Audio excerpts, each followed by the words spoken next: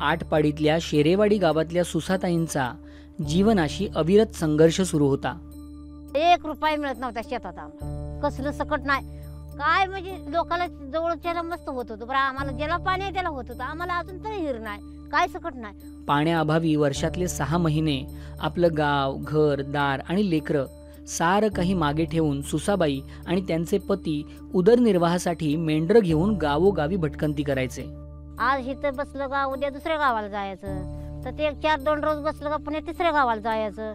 लय दिवस झाले, 10-12 वर्ष आम्ही तीच केलं. लय त्रास म्हणजे आमच्या डोळ्याला झोपच नसायची. पायाला इळभर चालून चालून ही गुडघं दुखायचं, टकोऱ्या पाठी. एकदा तर पाणी मिळलं नाही, आम्ही नमानाने झगत उतलेलं ते पाणी पिलं. अशात यंदा गावात जेव्हा पुन्हा एकदा फार्मर कप आला तेव्हा गावातल्या महिलांनी सुसाताईंनाही शेतकरी गटात सहभागी होण्याची गळ घातली. पण पाणीच नाही तर शेती कशी करणार? इच्छा होती पण पाण्यासाठी त्या नाही बोलत होत्या, पाणी नाही मला. गटातील एक सदस्य सविताताई या सुसाताईंच्या शेजारीच राहत होत्या. सुसाताईंची होणारी धडपड त्या गेली अनेक वर्ष बघत होत्या.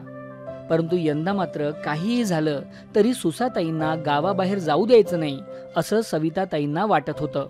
आणि म्हणून सविताताईंनी एक निर्णय घेतला, आपल्या शेतातलं पाणी सुसाताईंना द्यायचं.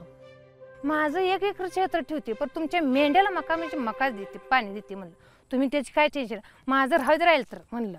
हे सोपं गोष्ट नाही. त्यांची 2 एकर होती, पण त्यांनी त्यातनं अर्धा एकर आपली शेती ठेवली साईडला, तरी पण त्यांना पाणी दिलं.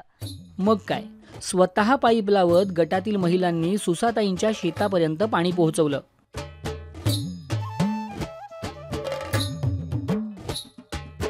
शेतात पाणी आलं आणि परतून आलं जीवन. आम्हाला आनंद वाटला म्हणते ना, आमच्या डोळ्यातनं टिप्पा पडल्या. शेतात पाणी आल्या आम्ही हसते नवरा बायको. आज इतरांप्रमाणे आपल्याही शेतात उंच वाढलेला मका पाहून सुसाताईंचा ऊर भरून येतोय.